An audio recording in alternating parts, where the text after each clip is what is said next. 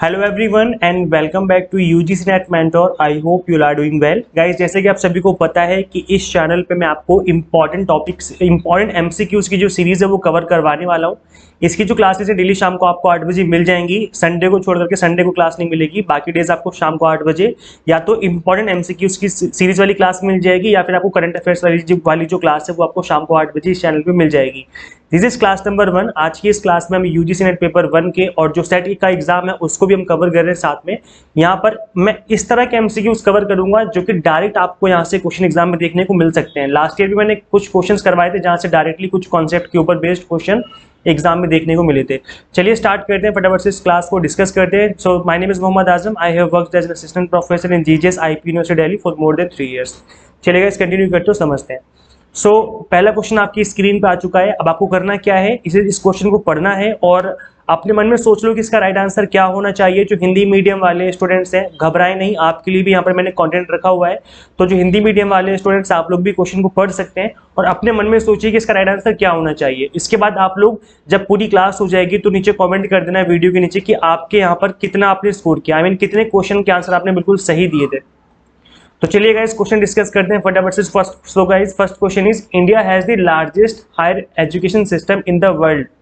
India जो है इसका सबसे बड़ा हाईएस्ट जो है higher education system, largest higher education system है पूरी दुनिया में। किस किस के बाद, किस मतलब कौन सी पोजीशन पे आते हैं हम लोग? तो United states of America, Australia, China and United kingdom, that is UK. यहाँ पे आपको 4 ऑप्शन गिवन है और आपको एनटीए में जो एनटीए का क्वेश्चन आस्किंग पैटर्न में कुछ इस तरीके का ही है जहां पर आपको ऑप्शन गिवन होते हैं प्लस उसके बाद 4 ऑप्शन और गिवन होते हैं जिसमें आपको चूज करना पड़ता है। तो कुछ इस तरीके के जो क्वेश्चन होते हैं एग्जाम में आपको ज्यादातर देखने को मिलते हैं। तो मैं कोशिश करूंगा कि आपको ज्यादा से ज्यादा इस तरीके की क्वेश्चंस की प्रैक्टिस करवा सकूं। सो सोचिए अपने मन में इसका राइट आंसर क्या होना चाहिए। संयुक्त राज्य अमेरिका, ऑस्ट्रेलिया, चीन या फिर यूनाइटेड किंगडम। भारत में विश्व की सबसे बड़ी उच्च शिक्षा प्रणाली है किसके बाद? तो बताइए इसका राइट आंसर क्या होना चाहिए, सोचिए अपने मन में। सो गाइस राइट आंसर हो जाएगा इसका यूएस और चाइना के बाद। हमसे अच्छा अच्छा तो नहीं कह सकते, लार्जेस्ट कह सकते हैं। लार्जेस्ट इन द सेंस के सबसे ज्यादा यूनिवर्सिटीज कॉलेजेस हैं वहां पर। तो यूएस है और दूसरा चाइना है। तो ये जो दो हैं इनको छोड़ करके थर्ड पोजीशन में हम लोग आते हैं जहां पर सबसे ज्यादा हमारे सबसे ज्यादा जो है कॉलेजेस, स्कूल्स एंड जो हमारा हायर एजुकेशन सिस्टम है, कहने का मतलब जो कॉलेज लेवल का है, जो यूनिवर्सिटी लेवल का है, वो सबसे थर्ड लार्जेस्ट नंबर पे आते हैं हम लोग दुनिया में। तो यहाँ पर ऑप्शन नंबर 4 है, that is A and C only. तो ए और सी को छोड़ करके हमारा जो इंडिया का सिस्टम है higher education system, that is the largest system of world. So option number 4 is the right answer of this question. India has a publicly funded higher education system that is the third largest in the world next to the US and China. तो US China को छोड़ करके देखा जाए तो हमारी third position है पूरी दुनिया में और हमारा publicly funded higher education system है। कहने का मतलब है कि गवर्नमेंट फंड करती है, यूजीसी। इसके बाद गाइस नेक्स्ट क्वेश्चन आपकी स्क्रीन पे, which of the following is considered as major source of pollution in the river of India. निम्नलिखित में से किसे भारत की नदियों में प्रदूषण का प्रमुख स्रोत माना जाता है? तो बता गाइस एक बार जल्दी से फटाफट से आप लोग ऑप्शंस पढ़िए और सोचिए अपने मन में कि इसका राइट आंसर क्या होना चाहिए। Unregulated small scale industries, untreated sewage, agricultural run off, thermal power plant. 4 option given है, आपके अकॉर्डिंग क्या राइट आंसर होना चाहिए? सो गाइस इसका राइट आंसर इस क्वेश्चन का that is untreated sewage. Option number B, option number 2 is the right answer of this question. So guys untreated sewage क्या होता है एक बार समझ लेते हैं। आपकी स्क्रीन पे दिख रहा है the largest source of water pollution in India is untreated sewage. Other sources of pollution include agricultural run of. अब यह एग्रीकल्चर रन ऑफ का क्या मतलब है कि जब आप खेती वगैरह करते हो तो वहां पर हम लोग क्या करते हैं, हम लोग वहां पर कुछ पेस्टिसाइड्स का यूज करते हैं, कुछ केमिकल्स का यूज करते हैं। जब बारिश होती है तो बह करके नदियों में चला जाता है। तो ये भी एक बहुत बड़ा हमारा सोर्स है पॉल्यूशन का। And unregulated small scale industry तो है ही इसका पार्ट।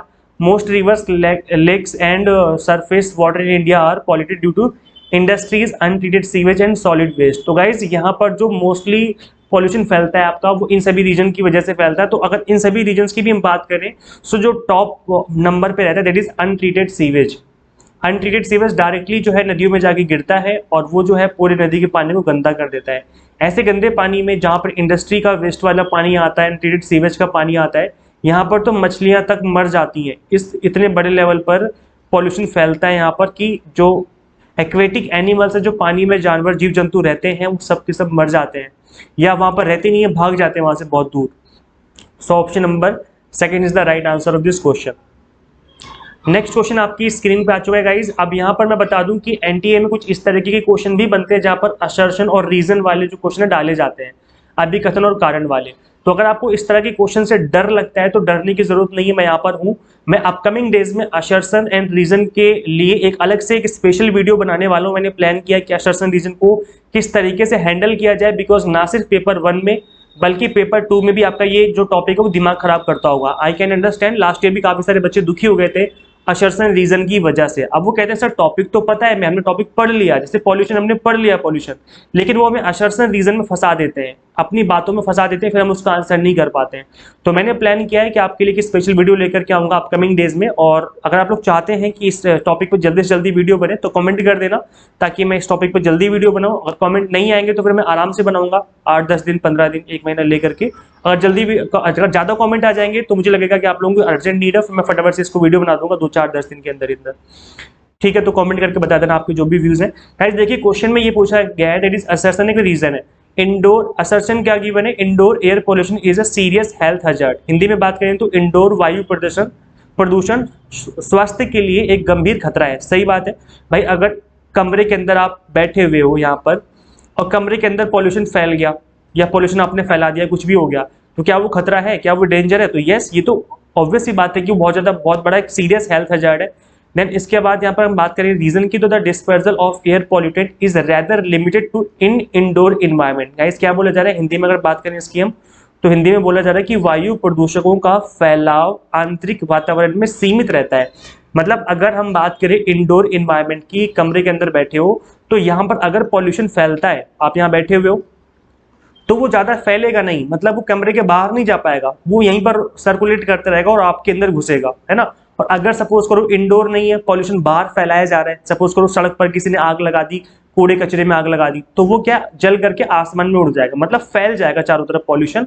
और अगर आप यहाँ पे खड़े हो तो ज्यादा नुकसान आपको नहीं पहुंचेगा। और अगर आप एक कमरे के अंदर हो और वहां पॉल्यूशन फैल गया बहुत ज्यादा और आप उसी के अंदर बैठे हुए हो, फिर तो उस केस में बहुत ही सीरियस हेल्थ हजार्ड जो है आपको देखने को मिल सकता है। तो गाइस यहाँ पर दोनों ही जो यहाँ पर वाक्य हैं, जो 2 स्टेटमेंट गिवन है, दोनों सही है। यहाँ पर असर्शन भी सही है और उसका रीजन जो गिवन है वो भी सही है कि जो इंडोर इन्वायरमेंट होता है उसके अंदर डिस्पर्सल नहीं हो पाता, मतलब जो पॉल्यूशन है वो बाहर नहीं निकल पाता। वो ज्यादातर जो पॉल्यूशन 90 to 99% पॉल्यूशन जो है वो अंदर ही बना रहेगा, बहुत हल्का फुल्का निकलेगा जो खिड़कियां और दरवाजे वगैरह है वहां से। सो यहाँ पर आपको यहाँ पर चूज करना है इन कोड में। सो यहाँ पर both A and R are true and R is the correct explanation of A. So यहाँ पर option number first is the correct answer of this question. समझ में आ गया आप लोगों को भाई, जो यहाँ पर जो रीजन दिया है वो सही बोल रहा है और वो जो रीजन है वो इस असर्शन को सपोर्ट करता है। तो यहाँ पर option number first is the right answer of this question. I hope आपको समझ में आ गया होगा और आपके अकॉर्डिंग ये वाला आंसर होगा, है ना। चलिए गाइस नेक्स्ट क्वेश्चन डिस्कस करते हैं। नेक्स्ट क्वेश्चन है which of the following types of natural disaster has no definite beginning and end. क्या बोला जा रहा है कि निम्न में से किस प्रकार की प्राकृतिक आपदा की कोई निश्चित शुरुआत और अंत नहीं होता है। आपको पता है कि अर्थक्वेक, लैंडस्लाइड एंड हरिकेन, ये जो 3 होते हैं ना, भूकंप, भूस्खलन और तूफान, ये तीनों एक इस तरह के डिजास्टर है जो कि कहीं ना कहीं से शुरू होते हैं और कहीं ना कहीं जाकर के खत्म हो जाते हैं, फिर उसके आगे नहीं जाते वो, है ना। ऐसा होता है नहीं होता भाई। अर्थक्वेक स्टार्ट हुआ तो उसका जो सेंट्रल पॉइंट है उसके आसपास झटके महसूस किए जाते हैं ना, और फिर थोड़ी देर बाद वो खत्म हो जाता है, ऐसा नहीं कि चलता ही रहेगा। ऐसे लैंडस्लाइड होती है, अगर एक पहाड़ सा है तो अगर कुछ वहां से लैंडस्लाइड होती है तो उस पर्टिकुलर एरिया में लैंडस्लाइड होगी और वो गिर करके काम खत्म, बस अब कुछ नहीं होगा। एक बार लैंडस्लाइड हो गई तो फिर इसका मतलब कि वो फिर चीजें शांत हो जाती हैं। ऐसे हरिकेन होता है, तूफान, एक बार तूफान आया, भयंकर तरीके से उठा और उड़ता हुआ चला गया, ऐसे होता है। फिर ऐसे तो दोबारा आ जाए। लेकिन जो ड्राउट होता है, जो सूखा होता है, जो ड्राउट होता है, ये एक बहुत ही लंबे टाइम तक चलता है ना। So there is no definite beginning. इसकी बिगिनिंग को जो शुरुआत है उसको कोई प्रिडिक्ट नहीं कर सकता और जो इसकी एंडिंग है वो भी कोई प्रिडिक्ट नहीं कर सकता। So option number D that is drought is the right answer of this question, जो कि सूखा है, अनप्रिडिक्टेबल होता है, शुरुआत कब हुई कब खत्म होगा कुछ नहीं कहा जा सकता। So option number 4 is the right answer of this question. Drought can be defined as a prolonged absence of rainfall. भाई लंबे टाइम तक अगर बारिश नहीं होती है तो उसी को सूखा कहा जाएगा। that lead to shortage in water. Drought has no definite beginning and ending because it can start at any time and at any time. तो यहाँ पर कोई हम प्रिडिक्ट नहीं कर सकते कि कब शुरू है कब खत्म होगा, और बहुत लंबे टाइम तक जो है सूखे की का जो प्रचंड है वो देखने को मिलता है। ऐसा नहीं कि 1-2 दिन की बात है, 4 दिन की बात है ना। तो आई थिंक यहाँ पर फोर्थ जो ऑप्शन है वो राइट आंसर होगा, और आपके अकॉर्डिंग भी यही आंसर आपका भी होगा, है ना। नेक्स्ट क्वेश्चन गाइस आपकी स्क्रीन पे आ चुका है। अच्छा ना, आप लोग ना कमेंट नहीं करते यार, कमेंट करके बता दिया करो कि लेक्चर्स आपको कैसे लगते हैं। देखिए मेरी कोशिश ये रहती है कि आपको मिनिमम टाइम में मैक्सिमम चीजें मैं आपको डिलीवर कर दूं और आपका टाइम वेस्ट ना हो। सेकंड थिंग कि यहाँ पर इधर उधर की बातें ना करी जाएं, इस वजह से मैं लाइव क्लास में मैं इस वजह से नहीं रखता बिकॉज क्या होता है कि लाइव क्लास में फिर बच्चे 10 तरह की बातें पूछते हैं, 10 तरह की चीजें करते हैं। यहाँ मैं क्या कर रहा हूँ, चीजें डिलीवर करी, जो बच्चा पढ़ रहा है ध्यान से वो पढ़ लेगा, जो नहीं पढ़ रहा वो नहीं पढ़ेगा, है ना। तो यहाँ पर जो टाइम वेस्ट होने वाली बातें, इधर उधर की बातें करना, टाइम वेस्ट की बातें करना, वो मैं कोशिश करता हूँ कि मेरी क्लास में ना रहे, वो ज्यादा बेटर, आपका भी टाइम सेव होगा, मेरा भी टाइम सेव होगा। और ये जो क्वेश्चंस मैं यहाँ पे डालता हूँ, ये मैं पहले इनकी रिसर्च करता हूँ कि टॉपिक कौन से हैं इंपॉर्टेंट और इस तरह के क्वेश्चन बनते हैं एग्जाम में, नहीं बनते, तभी मैं इस तरह के क्वेश्चन यहाँ पे आपकी क्लास में डालता हूँ। तो जितने भी आपके इस क्लास में क्वेश्चंस रहते हैं सारे के सारे इंपॉर्टेंट क्वेश्चन है, इससे रिलेटेड फैक्ट आपके एग्जाम में बन सकते हैं। तो सभी क्वेश्चंस को आप ध्यान से किया कीजिए, और गाइस कमेंट करके जरूर बताया कीजिए कि आपको क्लासेस कैसी लगती हैं। आप लोग कमेंट नहीं करते हो, क्लास लेके चले जाते हो, और शेयर कर दिया करो क्लास देखने के बाद, आप शेयर भी नहीं करते। जितने भी फ्रेंड्स के ग्रुप है सब में शेयर कर दिया करो भाई, है ना। नेक्स्ट क्वेश्चन आपका, fly ash produce in thermal power plant is an eco friendly resource for use. क्या बोला जा रहा है यहाँ पर? जो हिंदी मीडियम वाले स्टूडेंट्स हैं मैं उनको एक बार दिखा देता हूँ क्वेश्चन, शायद उनको नहीं दिख रहा होगा। हाँ, ताप विद्युत संयंत्रों में उत्पादित फ्लाई ऐश उपयोग के लिए एक पर्यावरण हितैषी संसाधन है। जो राख उड़ती है ना, जब थर्मल पावर प्लांट चलता है जिसमें कोयला या फिर जो सॉलिड वेस्ट होता है उसका यूज किया जाता है बिजली बनाने के लिए, तो यहाँ पर जो राख उड़ती है आसमान में, ये आसपास के एरिया में गिर जाती है। ये नहीं बहुत दूर नहीं जाती कि 10 किलोमीटर या 100 किलोमीटर दूर उड़ के चली गई। ये आसपास के जो भारी राख होती है, जो ऐश वगैरह होती है, जो फ्लाई ऐश होती है, ये ना गिर जाती है आसपास के एरिया में, और ये गिरने के बाद इसको कलेक्ट किया जा सकता है। तो जो थर्मल पावर प्लांट पे जो ये फ्लाई ऐश निकलती है उसका कहाँ पे यूज किया जा सकता है, क्वेश्चन में ये पूछा गया है। और दिस इज योर PYQ, ये आपके प्रीवियस ईयर का क्वेश्चन है, तो इससे रिलेटेड क्वेश्चन आपके एग्जाम में डेफिनेटली दोबारा से बन सकता है। सो गाइस यहाँ पे आप ऑप्शन देख सकते हैं, एग्रीकल्चर एज माइक्रोन्यूट्रिएंट में यूज किया जा सकता है, या फिर वेस्ट लैंड डेवलपमेंट में, या फिर dam and water holding structure बनाने में, या फिर ब्रिक इंडस्ट्री में। तो कहाँ पे यूज किया जा सकता है? अब यहाँ पर कोड आपको गिवन है, आपको यहाँ पर चूज करना है कि कौन सा राइट आंसर होना चाहिए इसका गाइस। सो गाइस यहाँ पे मैं आपको बता दूं, option number 4 is the right answer, जहाँ पर ABCD चारों जगह पे जो है फ्लाई ऐश का यूज किया जा सकता है। सो यहाँ पर जो थर्मल पावर प्लांट होता है, इसमें जो रॉ मटेरियल है वो जनरली कोल होता है, कोयला होता है। इसके अलावा सॉलिड वेस्ट का भी इसके अंदर यूज किया जा सकता है। तो यहाँ पर option number 4 is the right answer, जो कि चारों जगह पे जिसका जो यूज है वो किया जा सकता है फ्लाई ऐश का।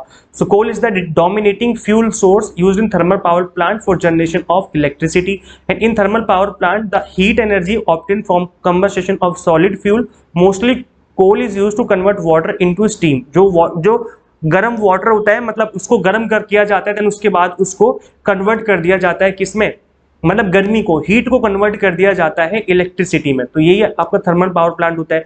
सो यहाँ पर ये होता क्या है कि जो वाटर होता है उसको इतना ज्यादा गर्म कर दिया जाता है, this steam is at high pressure and temperature, this steam is used to rotate the turbine and blade turbine shaft is connected to the generator. तो यहाँ पर जो स्टीम होती है, जो भाप बन के निकलता है, उस चीज को यूज करके उसको कन्वर्ट करके बिजली में कन्वर्ट कर दिया जाता है। ठीक है, समझ में आ गया? आई होप आपको चीजें समझ में आ गई हैं। अब गाइस इसी तरीके से मैंने अपने कंप्लीट क्रैश कोर्स में भी चीजों को कवर किया हुआ है। नेक्स्ट क्वेश्चन है, put the following unit of storage into the correct order. यहाँ पर जो आपको यूनिट गिवन है इसको करेक्ट ऑर्डर में बताना है, smallest unit to the largest पे जाना है। तो सबसे स्मॉलेस्ट यूनिट कौन सी होती है? सबसे स्मॉलेस्ट होती है बिट। सबसे छोटी कौन सी होती है? बिट होती है। फिर उससे छोटी आती है आपकी बाइट, उससे नेक्स्ट कौन सी होती है? बाइट होती है। उसके बाद कौन सी आती है? KB होती है।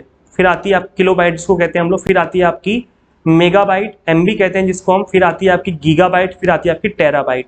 तो इस तरीके से जो है आपके कंप्यूटर में जो स्टोरेज होती है उसको यूज किया जाता है कंप्यूटिंग में। तो यहाँ पर सबसे छोटी यूनिट कौन सी होती है? बिट होती है। समझ में आ गया? सो गाइस यहाँ पर option number 3 will be the right answer of this question. Hindi वाले बच्चों को पढ़ लेना, क्लास रोक करके अगर पढ़ना चाहो तो। ऐसे मैं बता दूं, यहाँ पर आपको कंप्लीट एक डायग्राम, एक स्ट्रक्चर गिवन है, आप इसको याद कर लेना। एक बिट में एक बाइनरी डिजिट होती है, इसको याद कर लो, ये भी एग्जाम के पर्पज से इंपॉर्टेंट, सारी टेबल आपको याद होनी चाहिए। इसके बाद एक बिट के बाद एक निबल होता है, एक निबल के अंदर 4 बिट्स होती हैं, एक एक बीट जो होती है वो 4 बीट्स होती है एक निबल के अंदर। फिर एक बाइट के अंदर 8 बीट्स होती हैं, एक केबी के अंदर 1024 बाइट होती है, एक मेगाबाइट में जिसको हम 1 MB कहते हैं 1024 KB होती है, फिर एक गीगाबाइट में 1024 MB, फिर एक टेराबाइट में 1024 GB, फिर ये आगे चलता रहता है 1024 करके। फिर इसके बाद exabyte, zettabyte and yottabyte YB तक होता है ना, इसके आगे भी होता होगा तो पता नहीं, लेकिन यहाँ पर मैंने आपके यहाँ पर लिस्ट दे दी है, इस जनरली इसमें से क्वेश्चन बनेगा। तो स्टार्टिंग की यूनिट आप अच्छे से याद कर लो, प्लस ये याद कर लो कि कितनी यूनिट होती है इसके अंदर। तो ये एग्जाम में आपसे क्वेश्चन बन सकता है गाइस, ये हर साल बनता है, इससे रिलेटेड क्वेश्चन बनेगा, जरूरी नहीं कि सेम क्वेश्चन एग्जाम में बन जाए, लेकिन इससे रिलेटेड क्वेश्चन डेफिनेटली आपको एग्जाम में देखने को मिल सकता है गाइस। इसी तरीके से मैंने अपने क्रैश कोर्स में कंप्लीट चीजों को कवर किया हुआ है। यूजीसी नेट पेपर 1 को to the point explanation given है, एक सिंगल मिनट आपका वेस्ट नहीं होगा अगर आप क्रैश कोर्स में इनरोल कराते हो तो। यहाँ पे आप देखेंगे मैंने टॉपिक वाइज, यूनिट वाइज जो है लेक्चर्स लिए हैं, आपके टेस्ट भी हैं यूनिट वाइज, टॉपिक वाइज, ताकि आप प्रैक्टिस कर सकें क्रैश कोर्स के अंदर। और इसके अलावा आप देखेंगे कि ज़्यादातर मैंने फोकस रीजनिंग पे, मैथमेटिकल रीजनिंग पे और रिसर्च एप्टीट्यूड पे, ऐसे टॉपिक जो कि ज़्यादा टफ होते हैं उनको मैंने बहुत बेसिक से एक्सप्लेन किया हुआ है। क्रैश कोर्स में UGC net paper already available हो चुका है, इंग्लिश मीडियम हिंदी मीडियम दोनों में अवेलेबल है, कॉमर्स भी अवेलेबल हो चुका है, मैनेजमेंट जल्दी अवेलेबल हो जाएगा। जिस तरीके से एनटीए क्वेश्चन पूछता है इस तरीके से चीज़ों को कवर किया हुआ है क्रैश कोर्स में। 95 मॉक टेस्ट है ताकि आप प्रैक्टिस कर सकें, एंड पीडीएफ फॉर्मेट में नोट्स भी अवेलेबल है जिसको डाउनलोड करके आप प्रैक्टिस कर सकते हैं। तो गाइस इस वीडियो में इतना ही, जल्दी से फटाफट से इस वीडियो को शेयर कर दीजिए सभी फ्रेंड के साथ, जितनी भी आपके फ्रेंड्स हैं। और ये जो ऐप हमारी यूजीसी नेट मेंटर, इसका लिंक मैं इस वीडियो के description box and comment box में दे दूंगा। एक बार इंस्टॉल करके जरूर से जरूर एक बार इस चीज़ को अपने आप से खुद से एक्सप्लोर करें। अभी स्पेशल 1 मंथ का क्रैश कोर्स भी अवेलेबल है और 6 मंथ 12 मंथ वाला भी अवेलेबल है। जो दिसंबर वाले बच्चे हैं वो 6 मंथ या 12 मंथ में एनरोल करके अपनी प्रिपरेशन अभी से स्टार्ट कर सकते हैं ताकि एग्जाम तक आपकी अच्छे से प्रिपरेशन हो जाए। सो गाइस इस वीडियो में इतना ही, मिलते हैं फिर नेक्स्ट क्लास में। Till then keep watching UGC NET mentor. Thank you so much.